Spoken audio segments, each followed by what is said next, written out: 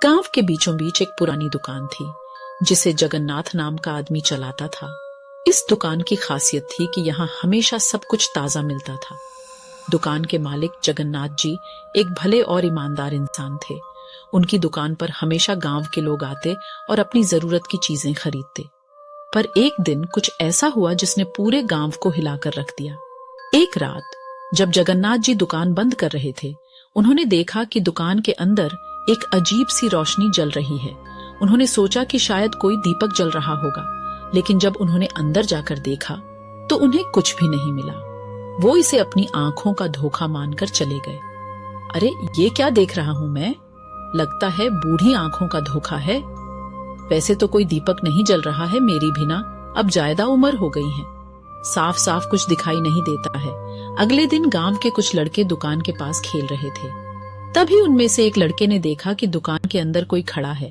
उसने अपने दोस्तों को बुलाया और सबने मिलकर अंदर झांक कर देखा। वहां एक औरत खड़ी थी जो बिल्कुल सफेद कपड़ों में लिपटी हुई थी। उन्होंने तुरंत गांव के बड़े बुजुर्गों को बुलाया। सोनू देखो देखो, वहां कोई है, चलो जल्दी बड़े बुजुर्गों को बुलाते हैं, मैं किसी को बुलाकर लाता हूँ, तुम लोग यहीं पर रहना, तब तक के लिए मैं अभी आता हूँ। सब लोग वहां इकट्ठा हो गए। गांव के बुजुर्गों ने बताया कि बहुत साल पहले इस दुकान में एक औरत काम करती थी जिसका नाम लक्ष्मी था। एक दिन वो अचानक गायब हो गई थी और तब से उसकी कोई खबर नहीं थी। लोग कहते थे कि उसकी आत्मा आज भी इस दुकान में भटक रही है। लक्ष्मी की आत्मा वो इतने सालों से इसी दुकान में भटक रही है। जगन्नाथ जी ने हिम्मत जुटाई और दुकान के पुराने हिस्से को खोला। वहां उन्हें लक्ष्मी की पुरानी डायरी मिली।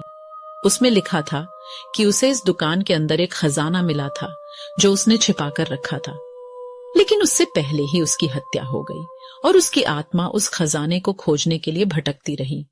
ये तो लक्ष्मी की डायरी है, इसमें लिखा है खजाने का रहस्य। जगन्नाथ जी ने गांव के लोगों की मदद से उस खजाने को ढूंढ निकाला और लक्ष्मी की आत्मा को शांति दिलाने के लिए उसे सही जगह पर रखवा दिया। उस दिन के बाद से दुकान में कोई अजीब घटना नहीं हुई और लक्ष्मी की आत्मा को शांति मिल गई। अब लक्ष्मी की आत्मा को शांति मिल गई है। अब ये दुकान भी भूतिया नहीं रही, मैं इसे फिर से शुरू कर सकता हूँ। गांव के लोग फिर से खुशी खुशी जगन्नाथ जी की दुकान पर आने लगे। दुकान की भूतिया कहानी अब सिर्फ एक याद बनकर रह गई थी।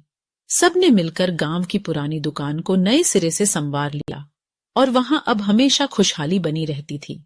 अब हम सब मिलकर इस दुकान को फिर से जीवित करेंगे। और इस तरह गांव की भूतिया दुकान की कहानी समाप्त हो गई और सबने मिलकर नई शुरुआत की